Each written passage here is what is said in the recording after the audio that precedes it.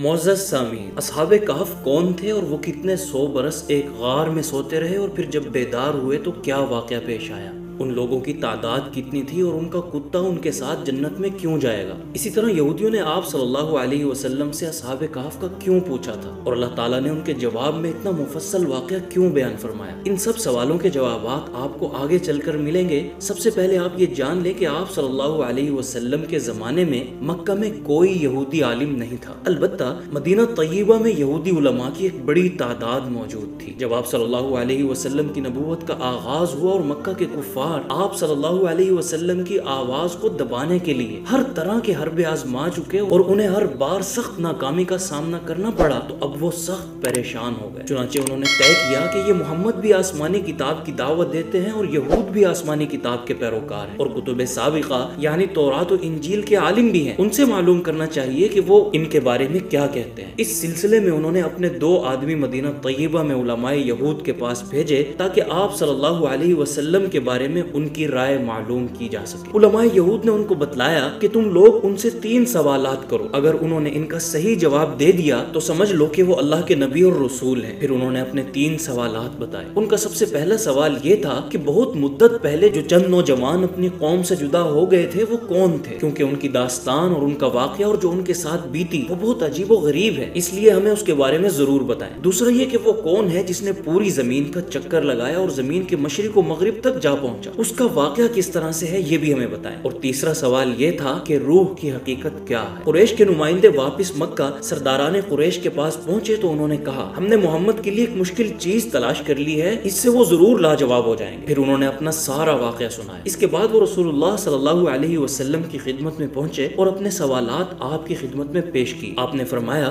میں کل جواب دوں گا، لیکن آپ انشاءاللہ کہنا بھول گئے اور یوں 15 روز تک وہی نازل نہیں ہوئی اور آپ جواب نہیں دے پائے۔ پھر جبرائیل امین کے ذریعے ان 3 سوالات کے جواب میں اللہ نے پوری سورت نازل فرمائی جس کا نام سورۃ الکہف ہے، اور اسی سورت میں یہ بھی فرمایا کہ جب آپ اپنے کسی کام یا بات کو کل پر موقوف کریں تو انشاءاللہ ضرور کہیں۔ ناظرین، سب سے پہلے ہم یہ جانیں گے کہ یہ لوگ کون تھے اور کس مذہب اور کس زمانے سے ان کا تعلق تھا۔ اس حوالے سے اکثر علماء یہی بتاتے ہیں کہ یہ لوگ حضرت عیسیٰ بن مریم علیہ السلام کے دین پر تھے اور ان کا زمانہ حضرت عیسیٰ علیہ السلام کے بعد کا زمانہ تھا، یعنی یہ لوگ عیسائی تھے۔ لیکن تفسیر ابن کثیر میں جو بات ہے وہ کافی مختلف ہے۔ اس میں لکھا ہے کہ یہ لوگ مسیح علیہ السلام کے زمانے سے پہلے کے لوگ تھے اور عیسائی نہیں تھے۔ اس کی وجہ یہ لکھی ہے کہ اگر یہ لوگ عیسائی ہوتے تو یہود اس قدر توجہ سے نہ تو خود ان کے حالات معلوم کرتے اور نہ ہی کفار مکہ کو ان کے حالات معلوم کرنے کی ہدایت کرتے، جبکہ آپ جان چکے ہیں کہ یہود نے آپ صلی اللہ علیہ وسلم کو لاجواب کرنے کے لیے کفار مکہ کے ذریعے اصحاب کہف کا پوچھا تھا۔ اس سے صاف معلوم ہوتا ہے کہ یہود کے علاوہ اصحاب کہف کو کوئی نہیں جانتا تھا اور ان کی کتاب میں اس بات کا ذکر موجود تھا، اور ظاہر ہے کہ یہود کی کتاب عیسائیت سے پہلے کی ہے، چنانچہ معلوم ہوا کہ اصحاب کہف حضرت عیسیٰ کے زمانے سے پہلے کے لوگ تھے۔ ناظرین، اب ہم تفسیر ابن کثیر سے ہی اس واقعے کو بیان کرتے ہیں۔ اس میں لکھا ہے کہ قدیم زمانے میں ایک بادشاہ ہوا کرتا تھا جس کا نام دقیانوس تھا اور وہ بت پرست تھا، نہایت سخت اور سب کو شرک کی تعلیم دیتا تھا اور سب سے بت پرستی کراتا تھا۔ اسی زمانے میں ایک مرتبہ چند نوجوان اپنی قوم اور رشتہ داروں کے ساتھ عید منانے کے لیے ایک میلے میں گئے جہاں مختلف انداز سے بت پرستی کی جا رہی تھی اور ہلے گلے کے ساتھ ایک تماشا لگا ہوا تھا۔ انہوں نے جب وہاں یہ تماشا دیکھا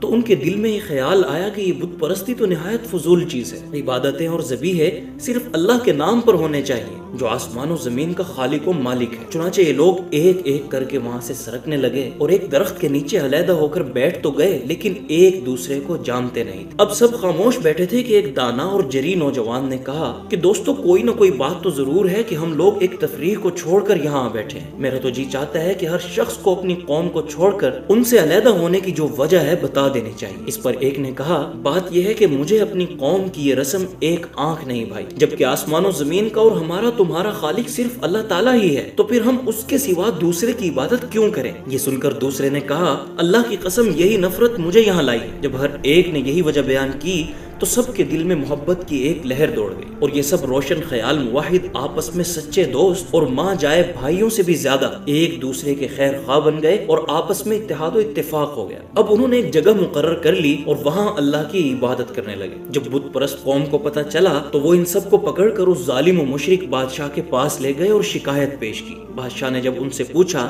تو انہوں نے بادشاہ کے سامنے نہایت دلیری سے نہ صرف اپنی توحید اور اپنا مسلک بیان کیا بلکہ بادشاہ اور اہل دربار اور کل دنیا کو توحید و ایمان کی دعوت بھی دے ڈالی۔ اللہ تعالیٰ سورہ کہف میں اس بات کو یوں بیان فرماتے ہیں وَرَبَطْنَا عَلَى قُلُوبِهِمْ إِذْ قَامُوا فَقَالُوا رَبُّنَا رَبُّ السَّمَاوَاتِ وَالْأَرْضِ لَن نَّدْعُوَ مِن دُونِهِ إِلَٰهًا لَّقَدْ قُلْنَا إِذًا شَطَطًا هَٰؤُلَاءِ قَوْمٌ اتَّخَذُوا مِن دُونِهِ آلِهَةً لَّوْلَا يَأْتُونَ عَلَيْهِم بِسُلْطَانٍ بَيِّنٍ فَمَنْ أَظْلَمُ مِمَّنِ افْتَرَىٰ عَلَى اللَّهِ كَذِبًا۔ اور ہم نے ان کے دل مضبوط کر دیے تھے۔ یہ اس وقت کا ذکر ہے جب وہ اٹھے اور انہوں نے کہا کہ ہمارا پروردگار وہ ہے جو تمام آسمانوں اور زمین کا مالک ہے، ہم اس کے سوا کسی کو معبود بنا کر ہرگز نہیں پکاریں گے۔ اگر ہم ایسا کریں گے تو یقیناً انتہائی لغو بات کہیں گے۔ یہ ہماری قوم کے لوگ ہیں جنہوں نے اس پروردگار کو چھوڑ کر دوسرے معبود بنا رکھے ہیں۔ اگر ان کا عقیدہ صحیح ہے تو وہ اپنے معبودوں کے ثبوت میں کوئی واضح دلیل کیوں پیش نہیں کرتے؟ بھلا اس شخص سے زیادہ ظالم کون ہوگا جو اللہ پر جھوٹ باندھے؟ ان کی اس صاف اور حق گوئی سے بادشاہ بہت بگڑا اور انہیں خوب دھمکایا ڈرایا اور حکم دیا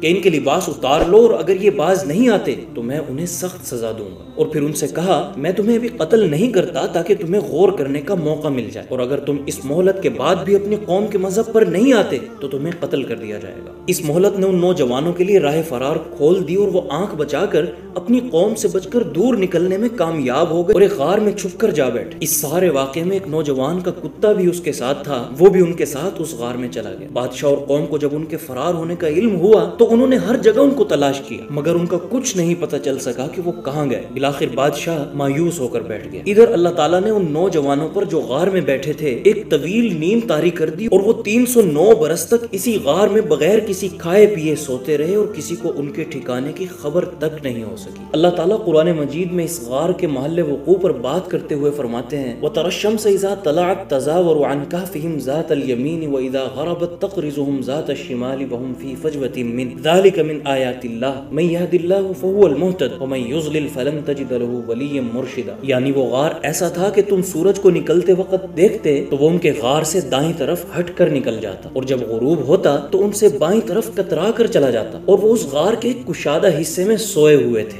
یہ سب کچھ اللہ کی نشانیوں میں سے ایک نشانی ہے۔ جسے اللہ ہدایت دے دے وہی ہدایت پاتا ہے، اور جسے وہ گمراہ کر دے اس کا تمہیں ہرگز کوئی مددگار نہیں مل سکتا جو اسے راستے پر لائے۔ ان آیات سے صاف معلوم ہوتا ہے کہ اس غار کا رخ جنوب یا شمال کی طرف تھا، جس کی وجہ سے صرف صبح اور شام کو دھوپ ان کے پاس سے گزرتی تھی، مگر غار کے اندر ان کے جسموں پر نہیں پڑتی تھی، اور دوپہر کے وقت تو وہاں بالکل دھوپ نہیں آتی تھی، جس کا فائدہ یہ تھا کہ مناسب مقدار میں دھوپ اور ہوا، سردی گرمی میں اعتدال اور زندگی کے آثار کا قیام انہیں حاصل تھا۔ اور دوسری آیت میں اللہ تعالیٰ ان نوجوانوں کے بارے میں یہ فرماتے ہیں کہ سوتے ہوئے ان کی کیا حالت تھی، چنانچہ فرماتے ہیں وَتَحْسَبُهُمْ أَيْقَاظًا وَهُمْ رُقُودٌ وَنُقَلِّبُهُمْ ذَاتَ الْيَمِينِ وَذَاتَ الشِّمَالِ وَكَلْبُهُمْ باسط ذراعيه بالوصيد لو اطلعت عليهم لوليت منهم فرارا ولملئت منهم رعبا۔ تم انہیں دیکھ کر یہ سمجھتے کہ وہ جاگ رہے ہیں، حالانکہ وہ سوئے ہوئے تھے، اور ہم ان کو دائیں اور بائیں کروٹ دلواتے رہتے تھے، اور ان کا کتا دہلیز پر اپنے دونوں ہاتھ پھیلائے ہوئے بیٹھا تھا۔ اگر تم انہیں جھانک کر دیکھتے تو ان سے پیٹھ پھیر کر بھاگ کھڑے ہوتے اور تمہارے اندر ان کی دہشت سما جاتی۔ اس آیت سے معلوم ہوتا ہے کہ وہ سو تو رہے تھے، لیکن اگر کوئی دیکھنے والا دیکھتا تو انہیں بیدار سمجھتا، کیونکہ ان کی آنکھیں کھلی ہوئی تھی اور اس قدر ان کا رعب تھا کہ کوئی انہیں دیکھنے کی مجال ہی نہیں رکھتا تھا۔ ابن کثیر لکھتے ہیں کہ عرب کی ایک کہاوت ہے کہ بھیڑیا جب سوتا ہے تو ایک آنکھ بند رکھتا ہے اور ایک کھلی ہوتی ہے، پھر پہلی کو بند کر کے دوسری کھول دیتا ہے۔ اللہ تعالیٰ نے جانوروں اور کیڑوں مکوڑوں اور دشمنوں سے بچانے کے لیے نیند میں بھی ان کی آنکھیں کھلی رکھی، اور نیند کی وجہ سے بدن میں جو ڈھیلا پن ہوتا ہے وہ نہیں تھا، اور سونے والوں کو جو سانس میں تغیر ہوتا ہے وہ بھی نہیں تھا، تاکہ دیکھنے والا ان کو بیدار سمجھ کر ان کو یا ان کے سامان کو نقصان نہ پہنچا سکے۔ اور اللہ تعالیٰ اس لیے انہیں کروٹیں بدلواتے رہے تاکہ ان کے بدن گلنے سے محفوظ رہے۔ لکھا ہے کہ وہ سال بھر میں 2 مرتبہ کروٹ بدلتے تھے، اور اس دوران ان کا کتا بھی انگنائی میں دروازے کے پاس مٹی میں چوکھٹ کے قریب بطور پہرے دار بازو زمین پر ٹکائے ہوئے بیٹھا ہوا تھا، اور اسی حالت میں اس کتے کو بھی نیند آ گئی تھی۔ یہ سچ ہے کہ بھلے لوگوں کی صحبت بھی بھلائی پیدا کرتی ہے۔ دیکھیے کہ اس کتے کی کتنی شان ہوئی کہ اللہ نے اپنے کلام میں اس کا ذکر کیا۔ علامہ ابن کثیر نقل کرتے ہیں کہ حضرت ابراہیم علیہ السلام کے ہاتھوں جو میڈا ذبح ہوا تھا اس کا نام جریر تھا، اور سلیمان علیہ السلام کو جس ہدہد نے ملکہ سبا کی خبر دی تھی اس کا نام عنز تھا، اور اصحاب کہف کے اس کتے کا نام قطمیر تھا، اور بنی اسرائیل نے جس بچڑے کی عبادت کی تھی اس کا نام بہموت تھا، اور آدم علیہ السلام جنت سے ہندوستان میں اترے تھے، اور حوا جنت میں، اور ابلیس دشت بہسان میں، اور سانپ اصفہان میں اترے۔ معزز سامعین، 309 برس تک یہ لوگ اسی طرح غار میں سوتے رہے، اور پھر جب اللہ تعالیٰ نے ان کو جگایا تو کیا واقعہ پیش آیا، اس حوالے سے آپ دوسری قسط ملاحظہ فرمائیں۔